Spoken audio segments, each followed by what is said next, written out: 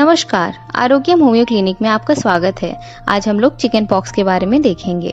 Chicken pox, इसको varicella या water pox के नाम से भी जाना जाता है। ये एक हाईली इन्फेक्शियस डिजीज है और इसकी एक्यूट स्टेजेस ज़्यादा देखने को मिलती हैं। इसका डिस्ट्रीब्यूशन पूरे दुनिया भर में होता है। ये एपिडेमिक और एंडेमिक दोनों फॉर्म्स में अकर कर सकती है।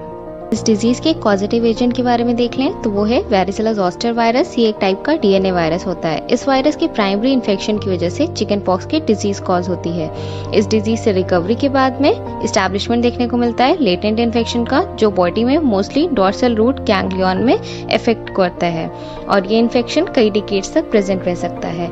जब कभी भी कंडीशन फेवरेबल होते हैं, जैसे कि सेल मीडिएटेड इम्यूनिटी का सप्रेशन होना, उस टाइम पर ये वायरस जो कि प्राइमरी इन्फेक्शन में डर्मेटोट्रॉफिक इफेक्ट शो करता है, मतलब मोस्टली स्किन को इफेक्ट करता है, वो अब न्यूरोट्रॉफिक इफेक्ट शो करने लगता है और इसकी वजह से हर्पेस जोस्टर या फिर शिंगल्स डिजीज कॉज हो जाती है। इसमें हमें बहुत ज्यादा पेनफुल वेसाइकुलर प्यूशुलर लेशंस देखने को मिलते हैं और ये एक या फिर उससे ज्यादा सेंसरी नर्व रूट्स पर प्रेजेंट हो सकते हैं। इस वायरस के सोर्स ऑफ इन्फेक्शन देख लेते हैं तो यूजुअली अगर कोई केस है चिकन पॉक्स का तो वो आसानी से स्प्रेड कर देता है डिजीज को। रेयरली हर्पेस जोस्टर का केस भी एक सोर्स की तरह से एक्ट कर सकता है। इस डिजीज में कोई भी सब क्लिनिकल केस या फिर कैरियर स्टेट या फिर कोई भी एनिमल रिजर्वोयर प्रेजेंट नहीं होता है। इन्फेक्टिव मटेरियल पेशेंट का रेस्पिरेटरी सेक्रीशंस या फिर क्यूटेनियस लेशंस या फिर वेसाइकुलर फ्लूइड हो सकता है, लेकिन जो स्कैब्स होते हैं वो बिल्कुल भी इन्फेक्टिव नहीं होते हैं। इस डिजीज में जो इन्फेक्शन होता है वो स्प्रेड कर सकता है एक से दूसरे पर्सन में करीब 1 वीक तक, मतलब रैशेज आने के 1 या 2 दिन पहले से लेकर के 4 या 5 दिन बाद तक डिजीज आसानी से स्प्रेड कर सकती है। एक बार अगर मैकुलर या फिर पैपुलर लेशंस जो होते हैं वो प्यूस्यूल्स के फॉर्म में कन्वर्ट हो जाएं, तब वो पेशेंट इन्फेक्शियस नहीं रह जाता है, क्योंकि अब वायरस उस लेजन से डिसअपियर हो चुका है और वो ब्लड में पहुंच चुका रहता है। इस डिजीज के सेकेंडरी अटैक रेट की बात देख लें तो चिकन पॉक्स एक बहुत ही इन्फेक्शियस डिजीज है, इतना ज्यादा कि इसका सेकेंडरी अटैक रेट लगभग 90% तक है। होस्ट फैक्टर्स में हम लोग कुछ चीजें देख लेते हैं, जैसे कि एज इंसिडेंस।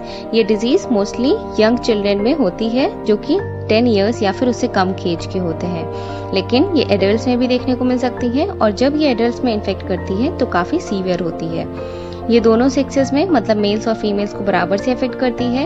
एक अगर प्रेगनेंसी के टाइम पे मदर को इन्फेक्शन हो जाए चिकन पॉक्स का, तब फर्स्ट ट्राइमेस्टर में अगर इन्फेक्शन हो रहा है, उस टाइम पर फीटस का ऑर्गन्स डेवलपमेंट चल रहा होता है, तो 3% केसेस में देखने को मिला है कि इंट्रायूट्राइन इन्फेक्शन की वजह से फीटस में सीवियर डैमेज कॉज हो सकता है, जैसे कि लो बर्थ वेट, माइक्रोऑप्थैल्मिया, कोरोइडोरेटिनाइटिस, कैटरैक्ट या फिर हाइपोट्रोफिक लिम्स, साथ में हाइपोटोनिसिटी और जोस्टर लाइक स्किन लेशंस या स्कार्स।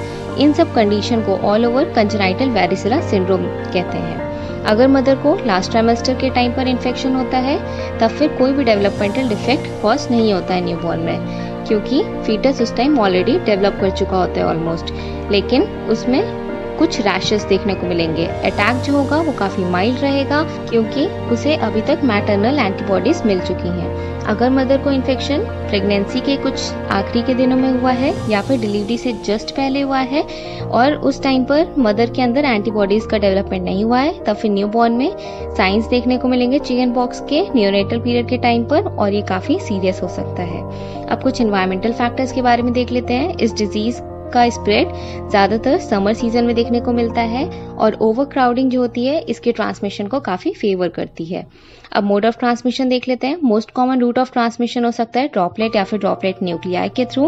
ट्रांसप्लेसेंटल ट्रांसमिशन के बारे में हमने ऑलरेडी देख लिया है। ट्रांसमिशन जो है वो कंटामिनेटेड फॉर्माइट्स के थ्रू काफी लेस होता है। अब इस डिजीज की पैथोलॉजी और पैथोजेनेसिस के बारे में कुछ पॉइंट्स देख लेते हैं। एक बार ये वायरस बॉडी के अंदर एंटर कर गया रेस्पिरेटरी रूट के थ्रू, वो ब्लड में सर्कुलेट करता है और बाद में एपिडर्मिस पार्ट जो होती है स्किन की, उसको इफेक्ट करता है, क्योंकि इस वायरस का प्राइमरी इफेक्ट डर्मेटोट्रॉफिक होता है और इसकी वजह से बैलूनिंग डीजेनरेशन देखने को मिलती है वहां पे सेल्स में और इंट्रासेलुलर फ्लूइड बाहर आ जाता है और उसकी वजह से वेसाइकल्स फॉर्म हो जाते हैं।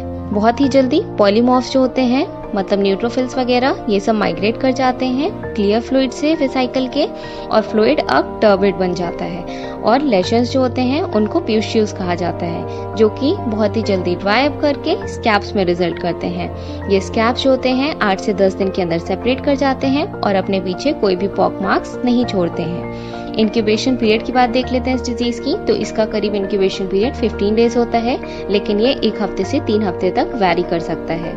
अब इस डिजीज में मिलने वाले कुछ कॉमन क्लिनिकल फीचर्स देख लेते हैं। इस डिजीज का जो क्लिनिकल कोर्स होता है वो 2 स्टेजेस में अकर करता है। सबसे पहले आती है प्रोड्रोमल स्टेज, उसके बाद आती है एक्सांथेमेटस स्टेज।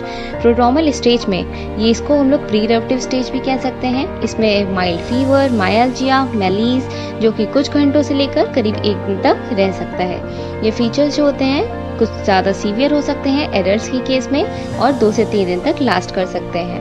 अब नेक्स्ट स्टेज है एक्सांथेमेटस स्टेज, इसको इरप्टिव स्टेज भी कहा जाता है। इसमें रैशेस का अपीयरेंस देखने को मिलता है और ये कब आता है, फीवर के नेक्स्ट डे पर या फिर जब फीवर आ जाता है उसके बाद भी ये स्टार्ट हो सकता है। रैशेस जो होते हैं वो मैकुलर हो सकते हैं और क्विकली बाकी के स्टेजेस में भी रीच कर जाते हैं, जैसे कि पैक्यूल्स, वेसाइकल्स, प्यूस्यूल्स और क्रस्टिंग स्टेज। ये लगभग 3 से 4 दिन के अंदर हो जाता है। लेशंस का डिस्ट्रीब्यूशन सेंट्रीपिटल ऑर्डर में होता है, मतलब ज्यादा क्लोज्ड पार्ट्स जो होते हैं बॉडी के, जैसे कि चेस्ट हो गया, एब्डोमेन हो गया, एक्सिला हो गया, यहाँ पे ज्यादा लेशंस देखने को मिलते हैं। रैशेस की क्वालिटी वो प्यूराइटिक होते हैं, मतलब उसमें पस कंटेंट होता है। नए लेशंस जो होते हैं वो डेली अपीयर होते रहते हैं। फ्रेश ड्रॉप्स ऑफ लेशंस, मतलब जो नए नए लेशंस अपीयर हो रहे हैं उसके साथ में एक राइज ऑफ टेम्परेचर भी देखने को मिलता है बॉडी में। जो वेसाइकल्स इसमें फॉर्म हो रहे होते हैं इस डिजीज में वो वाटर ड्रॉप्स की तरह से दिखाई देते हैं। मिलने वाले लेशंस की एक और बहुत ही कैरेक्टरिस्टिक फीचर होता है वो है लियोमॉर्फिज्म। इसका मतलब है लेशंस में जितने भी स्टेजेस होते हैं, मैक्यूल्स, पैप्यूल्स, वेसाइकल्स और प्यूस्यूल्स, ये सब एक ही टाइम पर देखने को मिल जाते हैं। ये लेशंस का अपीयरेंस माउथ पर हो सकता है, जिसकी वजह से वहाँ पे अल्सर्स देखने को मिल सकते हैं। साथ में कॉर्निया को इफेक्ट कर सकता है, टिम्पैनिक मेम्ब्रेन और वेजाइना को भी इफेक्ट कर सकता है। क्रस्ट या फिर जो स्कैब्स बनते हैं लेशंस के ऊपर वो 1 हफ्ते से 3 हफ्ते तक रहते हैं लगभग, और उसके बाद वो फॉल ऑफ कर जाते हैं और अपने पीछे कोई भी पॉक मार्क्स को लीव नहीं करते हैं। लेकिन उस जगह पे हल्का सा डिस्कलरेशन देखने को मिल सकता है जो कि कुछ हफ्तों तक लास्ट कर सकता है। उसके बाद में स्किन वहाँ पे नॉर्मल हो जाएगी। यूजुअली ये देखने को मिलता है कि अगर प्रोड्रोमल सिम्टम्स काफी हल्के हैं, माइल्ड है, तब फिर रैशेस भी कम अपीयर होंगे। अब इस डिजीज के कॉम्प्लिकेशंस देख लेते हैं। तो मोस्टली ये डिजीज जो है वो सेल्फ लिमिटिंग होती है, मतलब ये अपने आप से ही खत्म हो जाती है। लेकिन कभी कभी ये डिजीज काफी फेटल भी प्रूव हो सकती है, स्पेशली अगर ये इन्फेक्शन जो है न्यूबॉर्न्स को हुआ है, उन मदर्स में जिनमें वैरिसेला का इन्फेक्शन था, या फिर ऐसे पेशेंट्स जिनमें लॉन्ग टर्म स्टेरॉइड थेरेपी चली है, या फिर वो लोग इम्यूनो कॉम्प्रोमाइज्ड हैं। कॉम्प्लिकेशन सिर्फ 5% केसेस में लगभग देखने को मिलता है। उसमें क्या क्या हो सकता है, जैसे कि सेप्सिस, ये हो सकता है सेकेंडरी इन्फेक्शन की वजह से, अगर किसी पर्सन ने ईचिंग कर दी है उसके इरप्शंस पर तब, या फिर निमोनिया, एंसेफेलाइटिस और हैमरेज भी हो सकता है, जिसको हम लोग वैरिसेला हैमरेज का भी कहते हैं। कुछ और रेयर कॉम्प्लिकेशंस जो देखने को मिलता है इस डिजीज में वो है राइस सिंड्रोम, मतलब एंसेफेलोपैथी, साथ में फैटी डिजेनरेशन ऑफ लिवर, और कंजेनाइटल वैरिसेला सिंड्रोम देखने को मिल सकता है न्यूबॉर्न्स में। अब इस डिजीज के लैबोरेटरी डायग्नोसिस के बारे में देख लेते हैं। तो मोस्टली ये जो डिजीज है ये साइंस और सिम्टम्स के थ्रू ही क्लियरली डायग्नोस हो जाती है। बहुत ही रेयर केस में ही लैबोरेटरी डायग्नोसिस करने की जरूरत पड़ती है, लेकिन तब भी इस वायरस का कंफर्मेशन करवाया जा सकता है वायरस के डीएनए को डिटेक्ट करके पीसीआर के थ्रू, या फिर डायरेक्ट इम्यूनोफ्लोरेसेंस के थ्रू सेरोलॉजिकल स्क्रीनिंग भी करवा सकते हैं इम्यूनोग्लोबुलिन्स के लिए। अब आता है सबसे जरूरी बात, जो कि है इस डिजीज को कंट्रोल करना।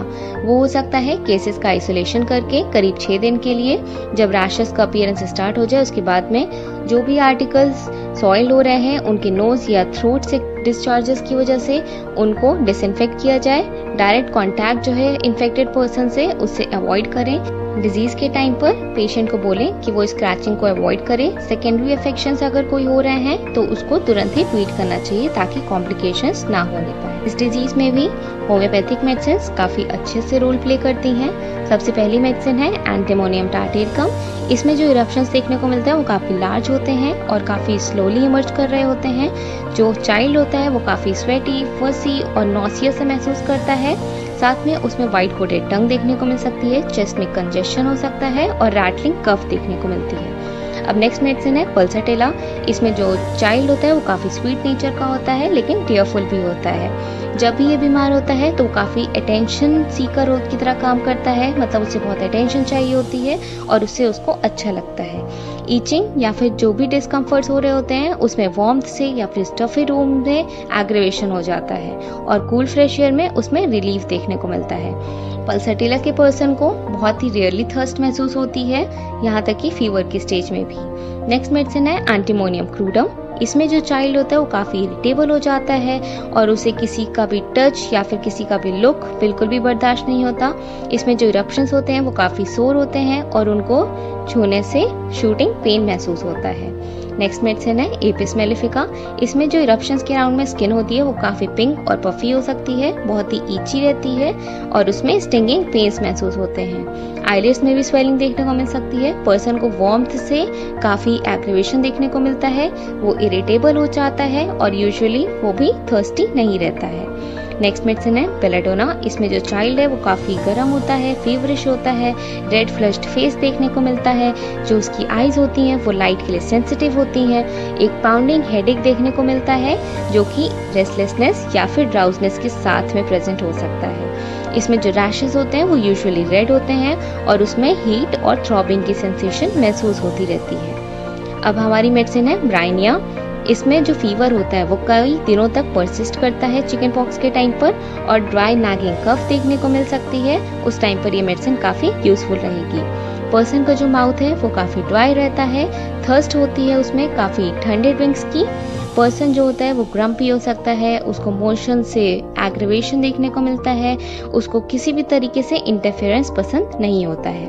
अब हमारी इंपॉर्टेंट मेडिसिन जो कि है रस्टॉक्स, उसके बारे में देख लेते हैं। चिकन पॉक्स में काफ़ी ईचिंग देखने को मिलती है जिसमें स्क्रैचिंग से एग्रीवेशन हो जाता है और लेकिन साथ में ही वार्म बाथ से या फिर हीट के एप्लीकेशन से रिलीफ मिलता है।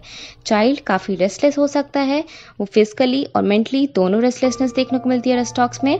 आइज में भी इन्फ्लेमेशन और स्टिकीनेस देखने को मिल सकती है। उसके होल बॉडी के मसल्स एक करती हैं और काफ़ी स्टिफ महसूस करती हैं और साथ में उसको वार्मथ से और जेंटल मोशन से रिलीफ मिलता है। तो ये थी हमारी होम्योपैथिक मेडिसिन्स, लेकिन हम जानते हैं कि सबसे अच्छी मेडिसिन वही होती है जो एक डॉक्टर आपको एग्जामिन करने के बाद प्रिस्क्राइब करेगा, इसीलिए खुद से कोई भी मेडिसिन ना लें। ठीक, हमारी यही कामना है कि आप हमेशा खुश रहें और स्वस्थ रहें। अगर आपको हमारा वीडियो पसंद आया है तो हमारे चैनल को सब्सक्राइब अवश्य करें। धन्यवाद।